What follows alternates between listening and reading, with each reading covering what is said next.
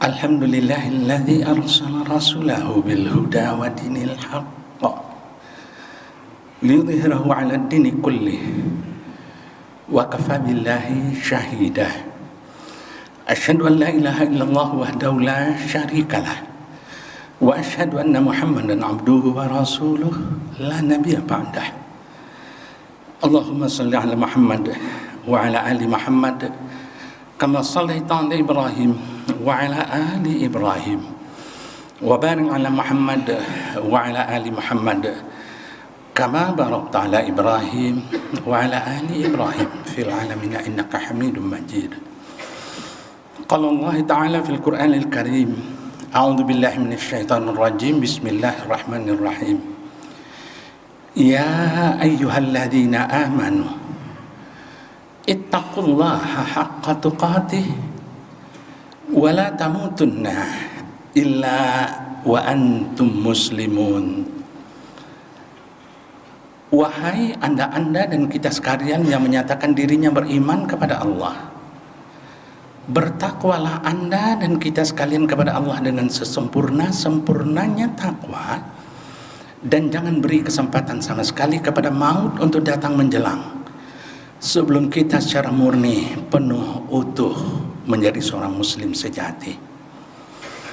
Sidang Jumat yang dimuliakan Allah, kepada saya dimintakan topik mengenai Nabi, meneladani sahabat Nabi sebagai generasi terbaik Islam. Insya Allah saya siap.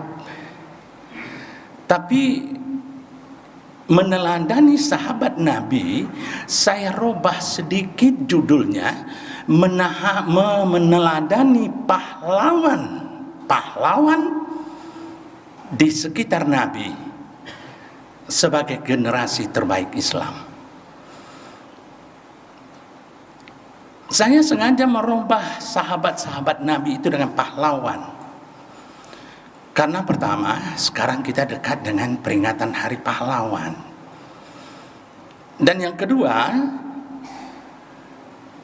Indonesia menggunakan istilah pahlawan buat orang-orang yang berjuang di jalan Allah sehingga dia mendapat pahala.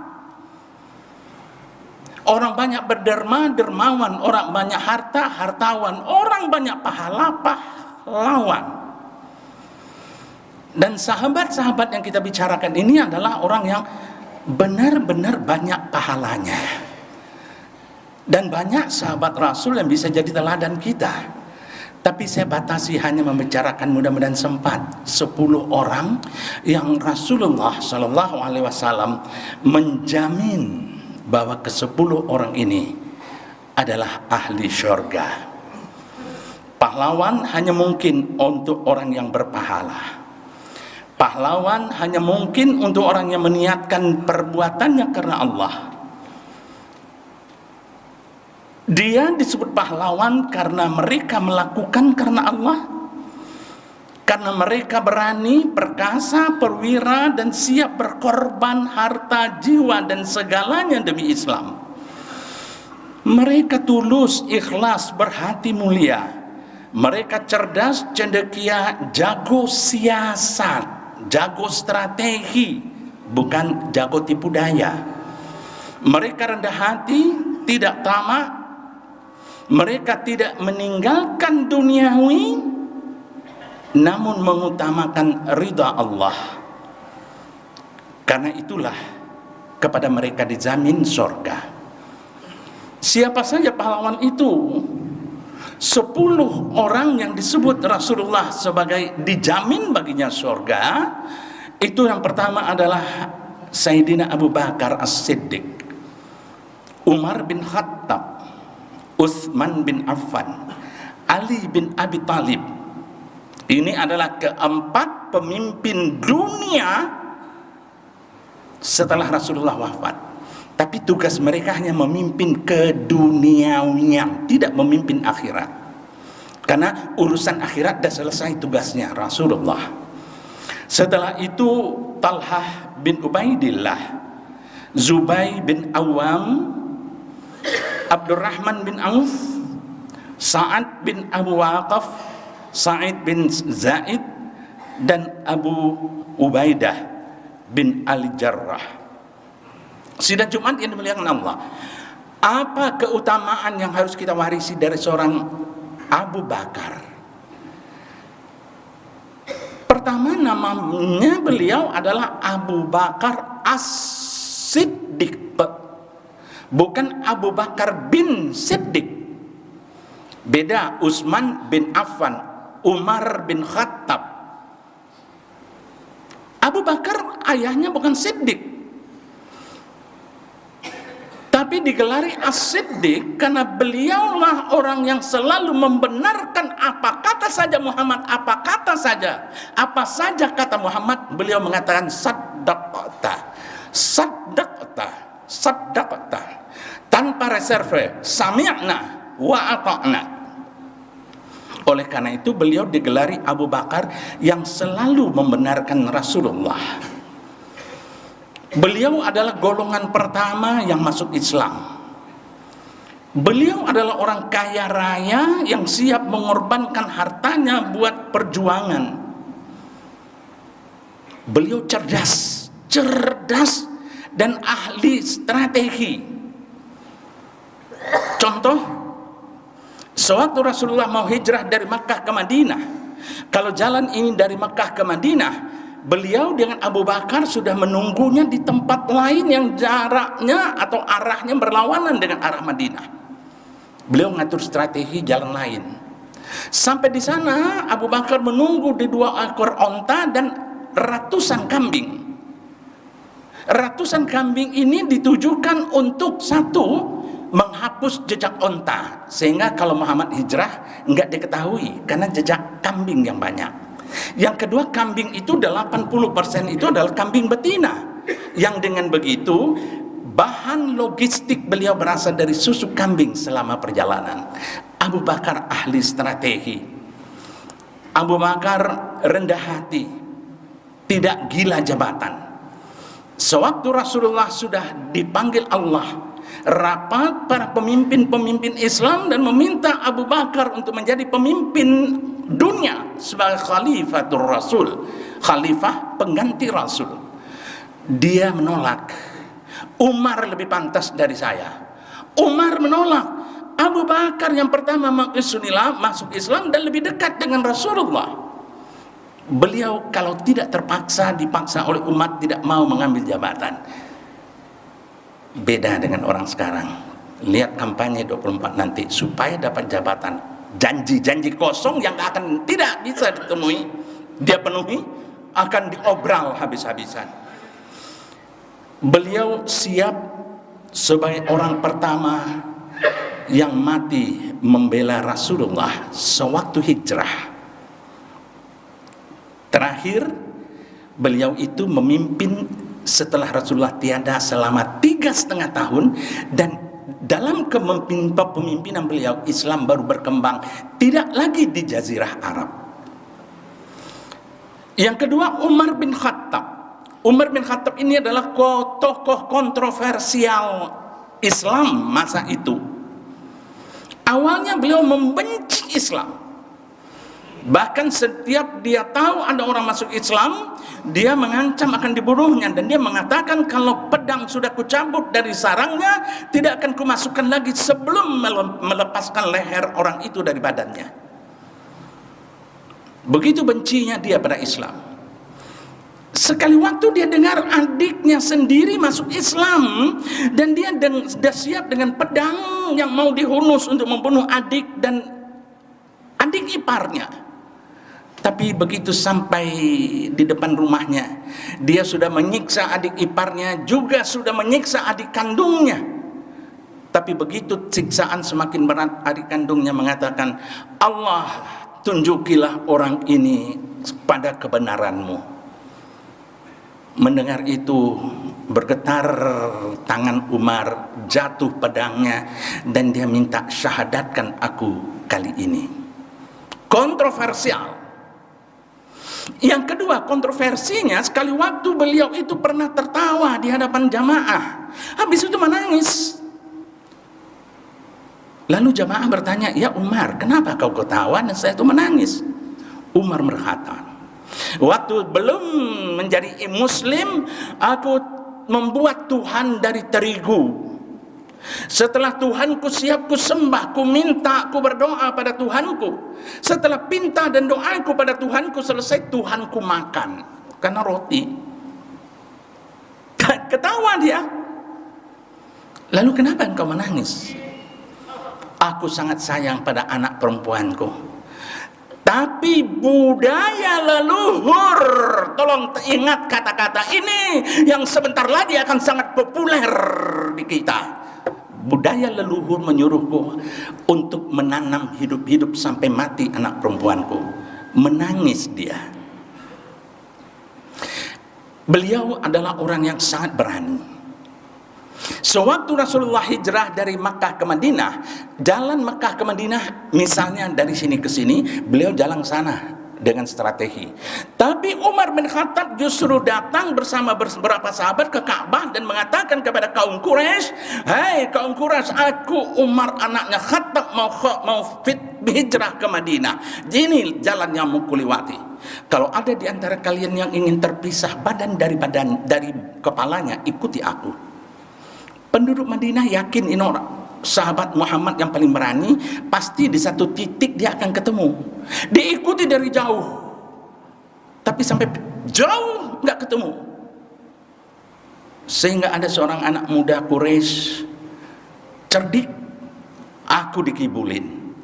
Dia berbalik, dia ikuti jejak-jejak kambing. Sementara Rasulullah sudah sampai menjelang Bukit Tur. Dari atas Rasulullah dengan Abu Bakar mengatakan, "Kita sedang diuber." Rasulullah bersembunyi ke dalam gua, dan disitulah istilah "Innallaha ma'ana", Allah bersama kita. Hanya itu kalimat Muhammad kepada Abu Bakar. Dan betul, sejenak dalam waktu singkat laba-laba membuat sarang di pintu gua dan burung merpati bertelur di depan pintu gua, sehingga anak muda yang mengejar nggak mungkin dia masuk sini. Hebat sekali. Setelah ada pertolongan Allah, Abu Bakar siap mati membela Rasulullah. Dan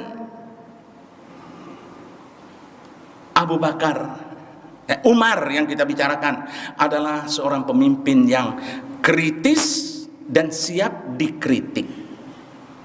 Kritis, dialah yang menciptakan penanggalan Hijriyah. Sebelum itu nggak ada kita punya kalender Islam.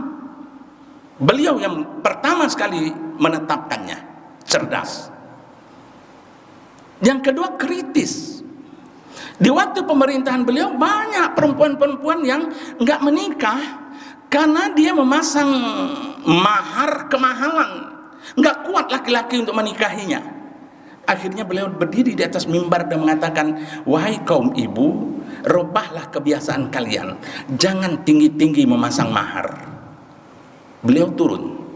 Setelah beliau turun, seorang wanita tua yang sudah nggak ada lagi laki-laki yang tertarik padanya datang pada Umar, "Hai Umar, apa yang kau sampaikan bagus, tapi tidak benar. Al-Quran mengatakan mahar adalah hak perempuan untuk memintanya, bukan hak engkau sebagai pemimpin untuk ngaturnya."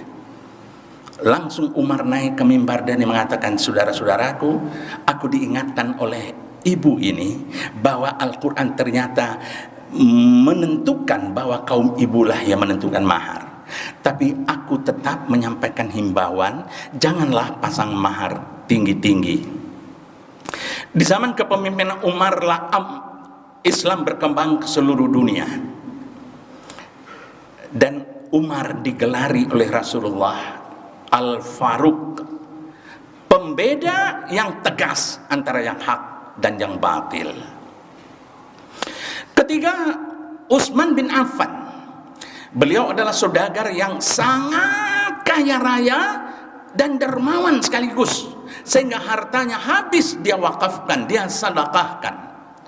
Beliau membiayai nyaris semua perjuangan. Beliau adalah seorang yang setelah dia memimpin jadi khalifah, ternyata seorang administrator dan manajer yang bagus.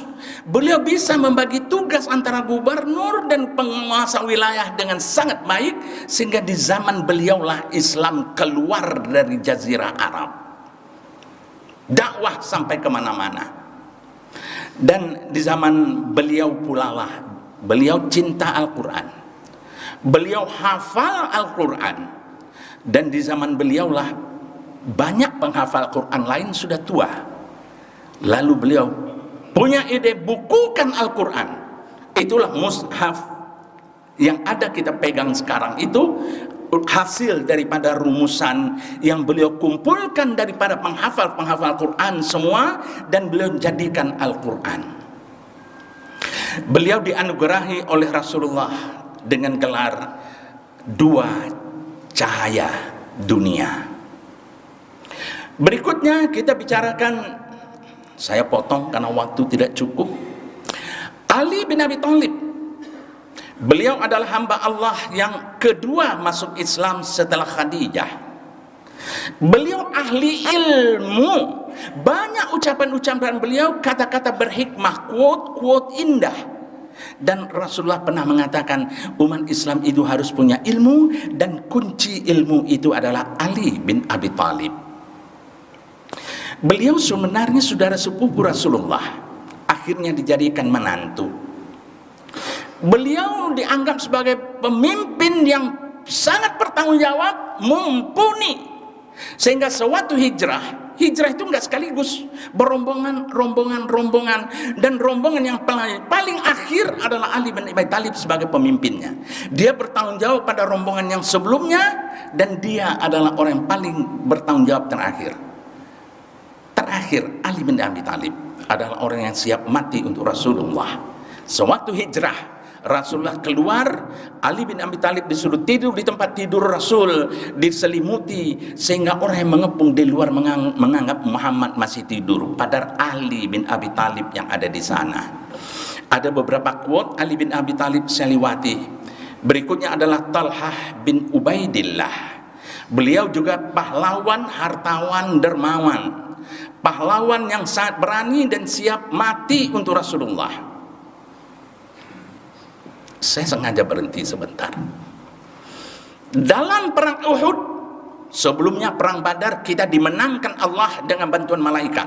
Dalam perang Uhud awalnya kita menang, tapi karena keserakahan sebagian tentara, akhirnya kita diserang dan kita kalah, atau nyaris kalah. Talhah bin Ubaidillah melihat Rasulullah jadi sasaran tembak. Banyak tentara-tentara musyrik Quraisy menyerang Muhammad dengan pedang dan panah. Beliau berada di depan Rasulullah, masang badan, tembak aku, panah aku. Satu tangan megang Rasulullah, satu tangan dengan pedang melawan panah dan pedang, sehingga selesai perang Uhud ditemukan 70 luka di badannya, dan jari-jarinya beberapa putus. Tapi alhamdulillah Allah melindunginya. Beliau selamat hidup sampai berikutnya. Saya potong lagi, kita ambil yang keenam, Zubair bin Awam. Dia termasuk as-sabiqul awwalun, orang yang pertama masuk Islam. Dia masuk Islam saat sangat remaja, hanya 15 tahun. Masuknya Zubair menjadi muslim dimarahi besar oleh seluruh keluarganya yang pembenci Islam, terutama pamannya yang sampai waktu dia berumur 15 tahun digulung di dalam tikar, dibakar tikarnya, tapi dia enggak sampai mati. Lalu dia diminta kembali, tolong ingat istilah ini akan populer tahun 24 nanti. Budaya leluhur, kembalilah kau pada budaya leluhur. Dan dia menjawab, sampai akhir hayatku aku tidak akan kafir daripada ajaran Allah. Dialah orang yang pertama menghunus pedang sewaktu Rasulullah terancam di satu jalan akan dibunuh oleh kafir, dan beliau menghunus pedang melawan orang itu hingga orang itu terbunuh. Yang ketujuh, Abdurrahman bin Auf. Ini adalah manusia bertangan emas, pahlawan, hartawan yang kaya, sangat kaya raya, tapi sangat dermawan, membiayai perjuangan Islam dengan nyaris semua hartanya. Setelah dia hijrah ke Madinah, hartanya tidak dia bawa. Sampai di Madinah, semua pedagang-pedagang Madinah menawarkan kerjasama, tapi dia mengatakan, terima kasih, kalau mau menolong aku, tunjuki aku jalan ke pasar. Setelah beliau diberitahu jalan ke pasar, hanya 1 tahun setelah itu pasar Madinah dikuasai oleh Abdurrahman bin Auf. Ternyata inilah ekonomnya Rasulullah. Saya potong yang ke-8, Sa'ad bin Abu Waqqas. Dia adalah sebenarnya paman Nabi. Dia cerdas, cendekia. Dia seperti satu arah sepenuhnya dengan apa yang dimaksud oleh Rasulullah, tetapi tidak sepenuhnya sejalan dengan saudara-saudaranya, paman-paman Nabi yang lain, kecuali dengan Hamzah. Beliau siap pasang badan dalam banyak keadaan-keadaan peperangan. Ponakannya yang dia lindungi, bukan dia melindungi ponakan. Ke-9, Sa'id bin Zaid. Keistimewaannya adalah dia seorang yang doanya sangat didengar Allah. Dia orang yang siap menerima resiko apapun dalam perjuangan membela Islam dan membela Rasulullah. Beliau nyaris tidak peduli dunia. Dia ibadah, zikir, dan zuhud. Tapi sekali waktu seorang perempuan memfitnahnya, lapor kepada gubernur bahwa dia merampas hakku, tanahku. Gubernur manggilnya. Dia mengatakan tidak. Tolong tunjukkan bukti. Nggak tahu, seperti kasus Sambo barangkali, tanpa bukti pun dia diadili. Tapi dia berdoa saat itu, ya Allah, kalaulah perempuan ini benar dan aku merampas haknya, aku terima segala resiko dari engkau. Tapi kalau dia memfitnah, dia berbohong, matikanlah dia dalam keadaan buta dan dikubur dalam sumur. Enggak sampai 1 bulan setelah itu perempuan itu jadi buta dan memang meninggal di pinggir sumur sehingga terkubur dalam sumur. Doanya sangat didengar Allah. Terakhir, Abu Ubaidah bin Jarrah. Beliau adalah sahabat yang sangat amanah, sangat dipercaya oleh Rasulullah, dan pernah dinyatakan oleh Rasulullah bahwa Abu Ubaidah orang kepercayaan beliau. Ini ditulis dalam hadis Bukhari dan Muslim. Sebagai orang yang masuk Islam pada tahap awal, beliau diajak oleh Abu Bakar As-Siddiq. Beliau paling berperang dalam perang-perang menaklukkan Sam di samping Rasulullah. Beliau pernah diajak Rasulullah untuk menyebarkan Islam ke luar negeri. Setelah Rasulullah wafat, ada 3 calon yang dicalonkan untuk menjadi khalifah: Umar bin Khattab, Abu Bakar, dan beliau. Tapi beliau mengatakan 2 orang ini jauh lebih pantas dari aku. Dan di antara 2 orang ini juga mengatakan Abu Bakar lebih pantas dari aku.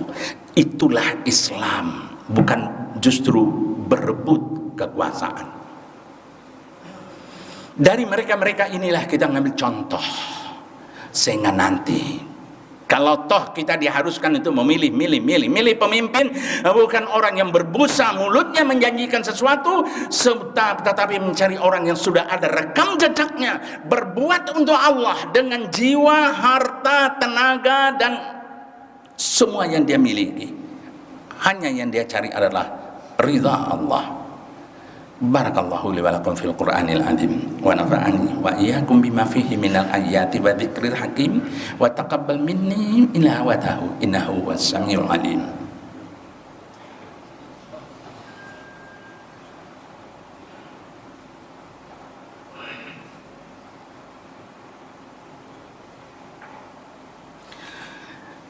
Alhamdulillah nasta'inuhu wa nastaghfiruh wa na'udzu billahi min syururi anfusina wa min sayyiati a'malina may yahdihillahu fala mudhillalah wa may yudlilhu fala hadiyalah. Amma ba'd.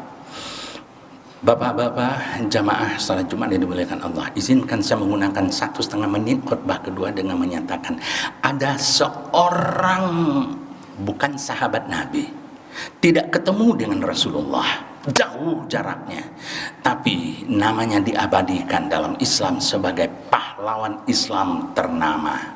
Namanya adalah Tariq bin Ziyad. Pada waktu perang pecah antara umat Nasrani dan Islam selama 300 tahun yang disebut oleh perang salib, banyak pengarang-pengarang Nasrani yang mengarang buku tapi juga menulis nama Tariq bin Ziyad di sana. Sewaktu dia menjadi pimpinan tentara, dia menyerang ke Spanyol. Setelah dia memimpin tentaranya marinir ke dalam kapal, dia menyeberang satu teluk sampai di daerah Spanyol. Tentara diturunkan, amunisi diturunkan, logistik diturunkan, kapal dia dorong ke laut, dia bakar. Tentaranya teriak, "Wahai Tariq, kenapa kau bakar?" Tariq hanya menjawab dengan senyum, "Bagi tentara Islam pilihan hanya dua. Islamkan negeri ini atau matilah sebagai syuhada." Akhirnya semenjak itu, semua buku-buku yang dikarang oleh orang Nasrani pun, semenjak itu perang salib nyaris dimenangkan oleh umat Islam terus. Sebelumnya sering kita kalah dari menang. Sehingga sampai sekarang selat yang diseberangi dia dengan tentaranya itu disebut dunia dalam peta yang Anda juga belajar waktu sekolah dengan selat Gibraltar, yang dalam bahasa Arab artinya lah Jabal Tariq, selatnya Tuan Tariq. Akhirnya mari kita akhiri khutbah ini dengan menundukkan kepala kita, menadahkan tangan kita, memohon pada Dia yang satu yang hanya kepadanya doa tertuju, Allah Azza wa Jalla, yang hanya kepadanya segala pinta bermuara. A'udzubillahi minasyaitonirrajim. Bismillahirrahmanirrahim. Alhamdulillahirabbil alamin. Assalatu wassalamu ala asrafil anbiya'i wal mursalin wa ala alihi wa ashabi rasulillahi ajma'in. Allahumma ighfir lana wa liwalidayna warhamhuma kama rabbayana shighara wa li jami'il muslimina wal muslimat wal mu'minina wal mu'minat al ahya'i minhum wal amwat bi rahmatika ya arhamar rahimin. Rabbana taqabbal minna salatana wa siyamana wa qiyamana wa ruku'ana wa sujudana wa takhashu'anna wa tadarru'anna ya Allah ya arhamar rahimin ya mujibas sa'ilin. Rabbana hab lana min azwajina wa dhurriyyatina qurrata a'yun waj'alna lil muttaqina imama. Rabbana atina fid dunya hasanah wa fil akhirati hasanah wa qina adzaban nar.